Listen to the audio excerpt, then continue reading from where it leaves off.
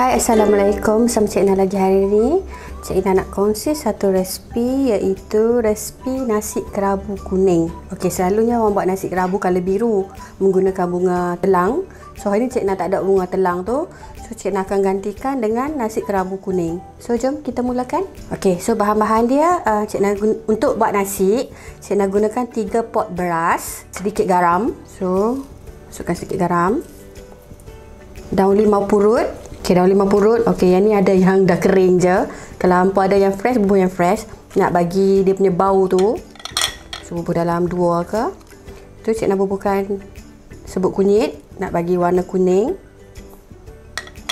Masukkan daun pandan dan juga air.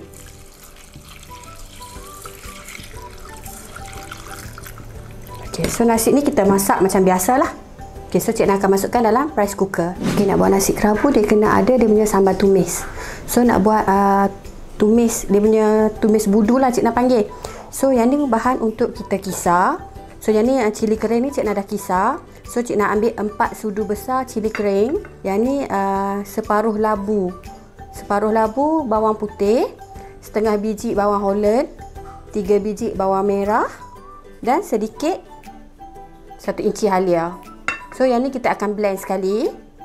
So lain-lain bahan, Cik nak gunakan 1 keping gula gerek ataupun gula merah lah, gula Melaka. Serai 3 batang. So serai ni nanti Cik nak akan ketuk saja. Budu. So budu ni Cik nak akan gunakan 2 sudu besar budu. Okey, 1 cawan santan pekat. So Cik nak guna santan kara. Okey, untuk bahan perasa Cik nak gunakan 1 sudu Maggi cukup rasa, garam dan sedikit gula. Jom kita mulakan buat tumis ni dulu. Okey, untuk buat dia punya tumis ni kena gunakan minyak yang banyak. Okey, so kuali kita pun dah panas. Cik nak akan tumis dulu bahan-bahan yang kita kisar tadi.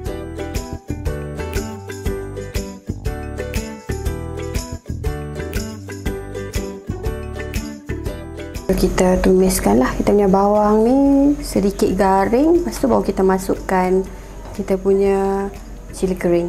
So untuk tumis ni kena masak dia bagi lama lah, baru sedap kita punya sambal tumis nasi kerabu tu. Okey, so sekarang Cik nak akan masukkan cili kering. So masak cili kering ni bagi lama sikit.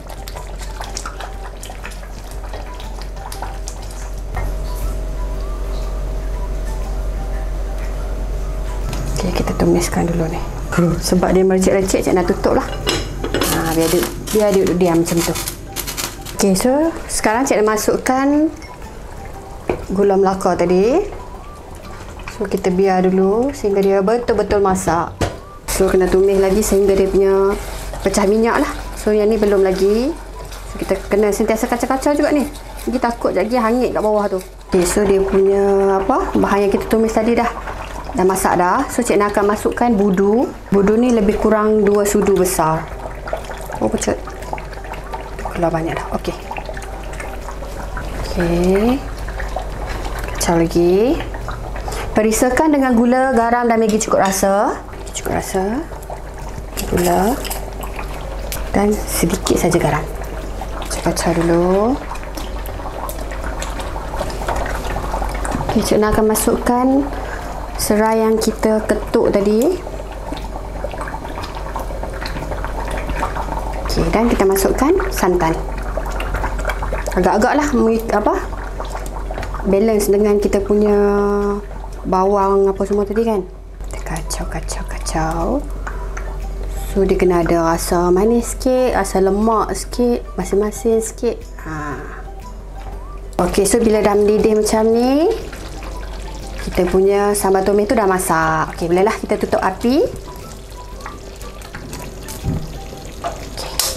Okey, yang ni adalah bahan-bahan untuk buat sambal ikan dia. Cik nak gunakan 1 mangkuk kelapa parut, 6 ekor ikan selayang. Yang ni Cik nak dah rebus bersama dengan garam dan juga asam keping. Okey, 3 biji bawang merah dan juga setengah biji bawang Holland, 3 batang serai. Yang ni Cik nak dah iris. Bahan perasa Maggi cukup rasa, gula dan juga sedikit garam. So bawang ni Cik nak akan potong dulu. Sebab yang ni kita nak tumbuk sekali dengan ikan tu.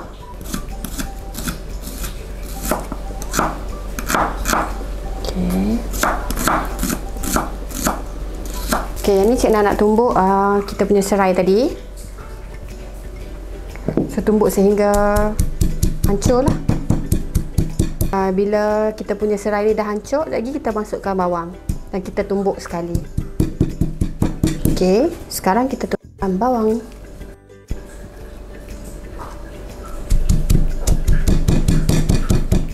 Okey, kita punya bawang dengan ni pun dah lumat, so Cik nak akan tumbuk sekali lah ikan tadi. Dan ni pun tumbuk sehingga hancur. Okey, ni bahan-bahan yang kita tumbuk tadi. So kita akan campurkan bersama dengan dia punya kelapa parut tadi. So Cik nak akan perasakan siap-siap lah. So masukkan sedikit Maggi cukup rasa, sedikit gula, dan ni pun kena manis-manis sikit, dan juga sedikit garam. Okey, kita gaul sebati. Okey, dah sebati. So Cik nak akan potong bawang ni. Cik nak potongkan bawang ni nipis-nipis je.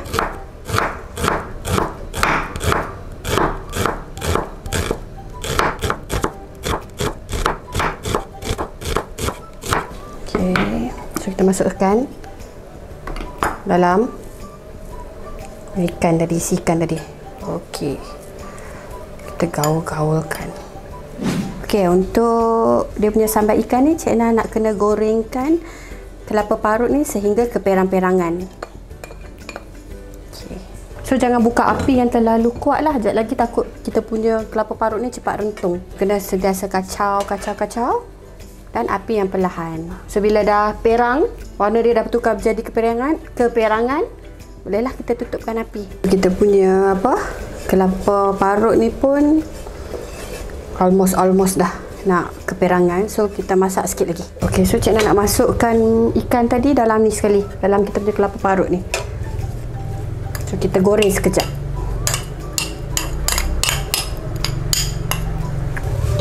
Tegau lah sehingga sebati.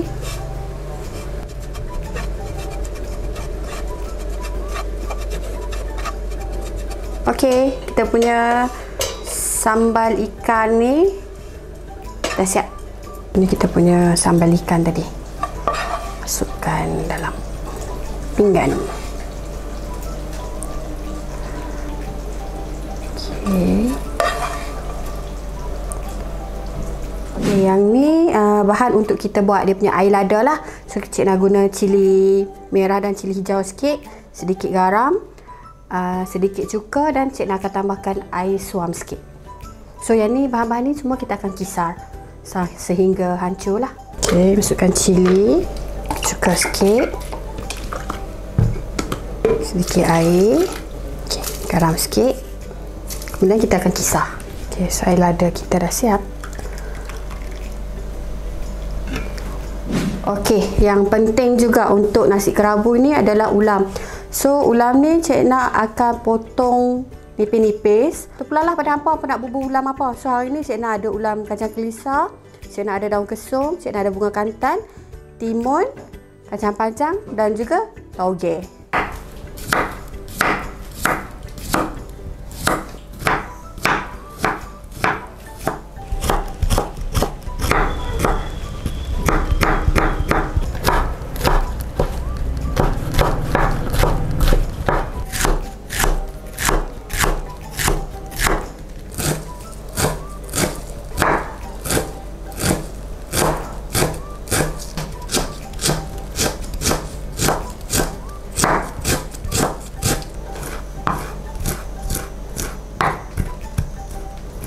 Okey, so kita gaul-gaulkanlah ulam tadi. Okey, so semua dah siap. Kita nak plating kita punya nasi kerabu. Okey, so nasi kerabu ni dia sedap dimakan dengan daging bakar. So Cik nak ada buat daging bakar lah. Nasi pun dah siap. Jom kita tengok dia punya rupa. Wow, nampak tak nasi kerabu kuning? Dia punya aroma dia tu. Tak sabar nak makan. Nanti kejadian dia. Okay, so tunggu Cik nak plating sekejap ya.